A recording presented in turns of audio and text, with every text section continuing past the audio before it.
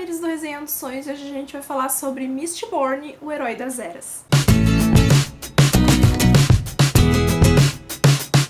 O Herói das Eras é o último livro da trilogia Mistborn na sua primeira era, do autor Brandon Sanderson, e foi lançado aqui no Brasil em 2016 pela editora Leia. Tem resenha de O Império Final e o Poço da Ascensão por aqui também. Eu vou deixar linkado aqui nos cards do vídeo. E se você ainda não é inscrito aqui no canal, já se inscreve aqui embaixo e deixa seu joinha aqui no vídeo. Então, gente, o que falar sobre o Herói das Eras? Difícil. Talvez fosse legal que esse vídeo tivesse 16 minutos e talvez este vídeo tenha uma parte com spoilers no final. Acho que não preciso dizer pra vocês que se você não leu os outros livros ainda, pelo amor de Deus, não assista esse vídeo, porque vai conter spoilers sim do primeiro e do segundo volume. Quando eu terminei o Poço da Ascensão, foi um livro que eu gostei bastante e também tinha gostado bastante de O Império Final. Eu fiquei um pouco balançada com o fato de o Elend ter se tornado um nascido da bruma. E eu precisava muito de uma explicação plausível pra aquilo. Eu não gosto quando um personagem do nada vira o mais foda de todos. E a Vin, por mais que ela seja forte e tal, ela foi uma construção ao longo dos livros pra que ela sempre tivesse dinâmica pra fazer as coisas com mais facilidade. E aí eu fiquei tipo, como assim o Elend? E eu comecei esse livro muito de pé atrás com ele, mas eu gostei ao longo da narrativa em como o Brandon Sanderson foi posicionando esse personagem. Ele é sim dito como mais forte que a Vin, mas ele não é mais competente que a Vin. Ele não tem o treinamento que a Vin teve, ele não teve o tempo que a Vin teve. E eu gostei de ver esse balanço, principalmente porque ele não ficou ressentido, nem ela ficou ressentida, né? Os dois compreenderam, eles estavam muito melhor de boa com a situação do que eu como leitora estava. Essa foi uma das coisas que aconteceu no final do Poço da Ascensão, e a outra coisa que aconteceu foi que Ruína foi libertada, e isso obviamente teria consequências pro mundo, né? Eles entendem o quanto ela tem poder pra ser onipresente, digamos assim, e saber o que tá acontecendo nos lugares. Ela só não sabe o que se passa na cabeça, então certas coisas você precisa manter só nos seus pensamentos, e isso é muito difícil, porque é muito difícil você compartilhar o que você tá pensando com outra pessoa quando isso é algo definitivo pra dentro da história. A gente vai ter um Sazed aqui que tá meio despedaçado por causa da morte da Terrizana, que ele tava tendo um crush ali. Ele se desprendeu das mentes de metal dele, o que pra ele é algo difícil, era algo que ele construiu, né, ao longo da vida dele, aquela fonte de conhecimento, que é uma fonte muito importante. E além desses três personagens, que é a Vin, o Elend e o Sazed, a gente vai ter pontos de vista de outros. O primeiro deles é o Tensun, que é o Kandra, que tava sob o comando do Zane, assumido o papel do Kandra do Kelsier, que agora depois tinha sido da Vin. E também a gente vai ter capítulos com narração do fantasma. Sim, aquele olho estranho que ninguém deu nada, que lá no primeiro livro tinha um crushzinho na Vin. Ele vai se tornar um personagem muito importante nesse livro. Eu não sei se eu gosto disso, eu não sei, principalmente da forma como o livro termina com esse personagem, mas é um desprendimento meu com relação ao que acontece também com os outros personagens, e que ao mesmo tempo é muito legal, porque prova que o autor gosta de arriscar, sabe? Deixa aberto para que coisas novas sejam construídas. Até porque essa é um pouco da moral de Mistborn, né? De ser trabalhado em eras, de ser uma trilogia de trilogias, poder trabalhar esse mundo em outras realidades de outras formas. Mas não significa que não tenha doído tanto quanto doeu ver aquelas coisas acontecer. E a gente também tem o ponto de vista do Marsh, né? Que é o Inquisidor, e das coisas que ele tá passando, do tormento que ele tá passando. Ele não quer ser mais um Inquisidor, mas a Ruína, ela tá tomando, né, o controle dele, e ele tá subconsciente dentro daquele corpo. Assim como a gente também vai entender tanta coisa nesse livro, gente, tanta coisa nesse livro. Você, pelo amor de Deus, não pule aqueles trechos que tem em cima, que são transcrições de diários ou de informações que tem antes do capítulo começar. Porque cada tiro, às vezes, nem aconteceu o negócio ainda, e você já ficou sabendo o que aquilo significa antes do negócio acontecer, com um textinho que lá no primeiro volume era tão simplório, sabe? Ah, esses textinhos que estão aqui. Gente, é cada coisa, é cada revelação, é cada explicação. E falando em tiro, gente, a explicação de todo o livro. Esse é o livro que vai te chamar de burro e burra 80 vezes, mais ou menos, pelo número de capítulos que tem. Todo início de capítulo tem alguma coisa que você fica, meu Deus, como assim? E aí quando as coisas começam a fazer sentido, quando você começa a entender o significado, quando no final tem aquele negócio com relação a Vin, a minha cabeça só faz assim, ó. Eu fiquei passada. Vamos falar um pouquinho sobre os personagens, depois eu volto um pouco nesses tópicos. O Elend, como eu falei, eu acho que ele tem um comportamento muito interessante ao longo do livro. Ele tá muito em conflito com ele mesmo, porque ele é imperador, teve que se impor, né, a Vin impôs ele como imperador, e agora ele tá lidando com isso, o povo dele tá sofrendo, o mundo tá caindo abaixo, as cinzas estão caindo também cada vez mais, e ele precisa fazer coisas acontecerem. E a gente tem aqui uma questão que é que eles descobriram que o Senhor Soberano criou depósitos em pontos estratégicos, onde existem coisas de extrema sobrevivência, com comida, com água, e além disso existem placas de metais em cada um desses locais, com dicas e explicações sobre certas coisas, indicando o caminho da próxima. Então a gente vai começar esse livro com o Elend chegando numa pequena cidade, numa pequena vila e dizendo, os Colossos estão vindo aí, vocês querem ajuda? E pra ele o que ele quer é fonte de sobrevivência pro povo, enquanto a Vin quer encontrar o Atium, porque a gente não encontrou ainda o Atium do Senhor Soberano. E aí o Elend, ele vai entrar numas noias muito interessantes nesse livro, porque ele nunca quis ser o imperador que subjuga. Ele queria ser um governante que desse opção para as pessoas palpitarem, participarem. E isso acabou fugindo um pouco do controle dele. E aí tem vários momentos da trama onde ele tem que tomar decisões, tipo, eu vou poupar as pessoas ou eu vou jogar as pessoas aos leões? Em que ponto isso me coloca mais próximo do Senhor Soberano? E aí o livro inteiro a gente tem o questionamento de, será realmente que o Senhor Soberano era um cara mau? E de tudo que a gente já viu desse cara, né? Será que a forma como ele conduziu o mundo não foi a melhor forma que ele achou naquele momento pra fazer as coisas acontecerem? E o Elend fica batendo muito nisso, e é muito interessante quando dá o estopim, porque você acha que ele vai seguir por um caminho, ele faz outra coisa, ele repensa, ele muda. É um personagem que tem muita camada, assim como todos os outros, mas eu acho que ele sempre foi um daqueles que era mais certinho, sabe? Ele sempre foi aquele mais doutrinado. E aqui ele tá overwhelmed, assim, ele tem muita coisa ao redor dele e ele precisa tomar decisões que são muito difíceis. E tem uma coisa que é muito interessante, que é por mais que ele acredite na Vin, ele também questiona ela. Ele acha que talvez seja só da cabeça dela certas coisas, mas ele não mina ela por causa disso, né? E isso é muito importante também pra relação dos dois. Relação essa que, depois dela ter ressuscitado ele, de ter liberado Ruína, é uma relação de, olha só, a gente tem uma missão e foda pra caralho que a gente tem aqui fazer essas coisas, mas cada um aqui tem um papel pra cumprir. Então, acima de sermos um casal, a gente tem que salvar o mundo. Tem um momento muito crítico no livro, assim, que é que ela diz pra ele, olha, se acontecer alguma coisa comigo, não venha atrás de mim, sabe? Porque se você for atrás de mim e a gente perder eu e você, acabou. E o comportamento dos dois frente a isso é muito interessante, porque existe muito mais dever acima da relação dos dois, sem que ela seja prejudicada, porque você não precisa ficar se preocupando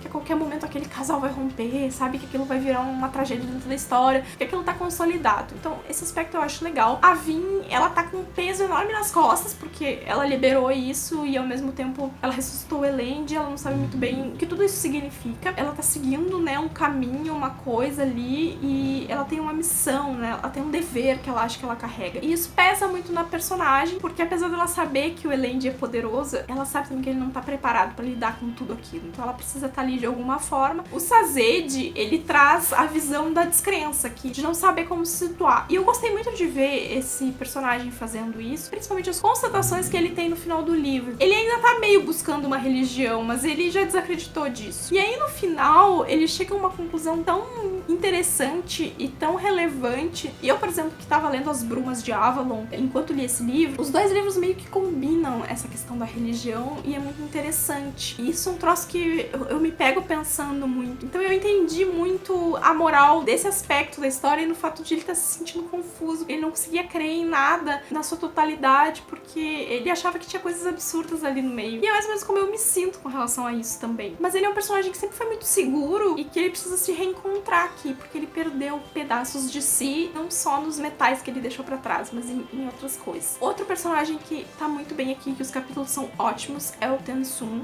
o Kandra. Gente, foi sensacional descobrir sobre os Kandra, sobre a sociedade, sobre onde ele tá, sobre como funciona essa logística. E a gente não só vai descobrir sobre os Kandra, como eles vivem, mas como eles foram criados, o que eles são, o que são os Colossos, como eles foram criados, os Inquisidores, como eles são, como eles foram criados. E, gente, é muito louco, porque um pouco tá na história e um pouco tá nos trechos que estão acima dos capítulos. E quando as coisas começam a se encaixar assim, ó, muito, muito legal ver como tudo faz sentido. Isso é uma coisa que pra mim é muito importante. Quando o autor consegue fazer isso tão encaixadinho e tão direitinho, é excepcional e dá todo um peso maior pra história. Gente, o negócio da Vin, aquilo claramente é um sinal de quando o Brandon Sanderson Anderson começou a escrever o primeiro livro, ele sabia exatamente onde é que essa história ia dar, sabe? Porque ele alinhou as peças direitinho pra que as coisas fizessem sentido. Quando ele trouxe aquela revelação, que eu vou falar na parte com spoilers, eu fiquei, não, vai ter um furo aí. Tem que ter um furo aí, não pode, tem que ter um furo. E aí não tinha um furo. Ou pelo menos eu não achei. Se você achou um furo, por favor. Sabe? E isso é muito legal. A questão dos colossos, as partes que envolvem o humano, né, da relação que a Vin cria, porque no final do Poço da Ascensão,